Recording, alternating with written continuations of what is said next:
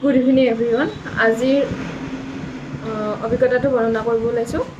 আজিৰ অভিজ্ঞতা বুলি ক'লে যেতিয়া মানুহ বহুত মৰম কৰা হয় বা প্ৰত্যেকটো সময় প্ৰত্যেকটো ক্ষেত্ৰত সুবিধা অসুবিধা বা আনজনৰ সুবিধা অসুবিধাৰ কথা চিন্তা কৰি নিজে ছেক্ৰিফাইচ কৰা হয়, সেই মানুহজনে মানে কেতিয়াও সফল বা ছাকচেছ হ'ব নোৱাৰে। তাৰমানে কি হৈছে, মোৰ ক্ষেত্ৰতে তেনেকুৱা হৈছে।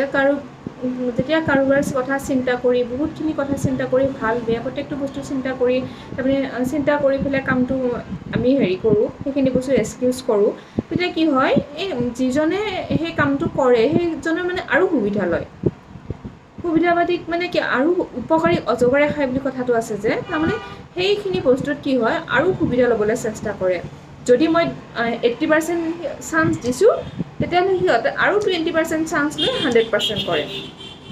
আৰু এই ক্ষেত্ৰতে কি হয়, সহ্যৰ সীমা পাৰ হৈ যায়। তাৰমানে বস্তুটো কি হয়, যেতিয়া মৰম কৰা যায় বা কেতিয়াবা কিছুমান অসুবিধা হ'লে সেইটো প্ৰব্লেমটো ছল্ভ কৰা হয় বা সকলোৰে সুবিধা অসুবিধা থাকে, সেইখিনি বস্তু যদি আমি এক্সকিউজ কৰোঁ বা সেইখিনি বস্তুক লৈ যদি ঠিক আছে তেওঁৰ অসুবিধা হৈছে বা ঠিক আছে তেওঁৰ অসুবিধা হৈছে বুলি কৈ পেলাই মই সেইখিনি আজি কৰিলোঁ কালি কৰিলোঁ এদিনকৈ যেতিয়া মই এক্সকিউজ কৰি কৰি সেই বস্তুটোক মানে কৰি গৈ থাকিম, লাহে লাহে সেই বস্তুটো মানে মূৰত উঠে মানে এনেকুৱা হৈছে লাষ্টত গৈ পেলাই সিহঁতৰ মতেহে মানে আমি চলিব লাগে বা সিহঁতৰ হেৰিতহে আমি উপকাৰ কৰাজনে মানে চলিবলগীয়া হৈ যায়।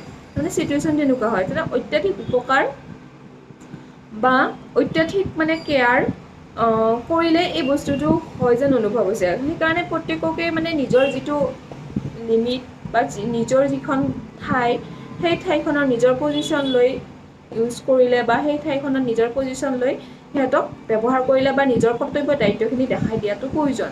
কাৰণ সেই কৰ্তব্য দায়িত্বখিনি নেদেখাই যদি নিজৰ বুলি আৰু অলপ মৰম কৰি এক্সকিউজ কৰা যায়, সেইটো বিপদ মাতে। এইটোৱেই আজিৰ দিনটোৰ অভিজ্ঞতা। এইখিনি। Thank U.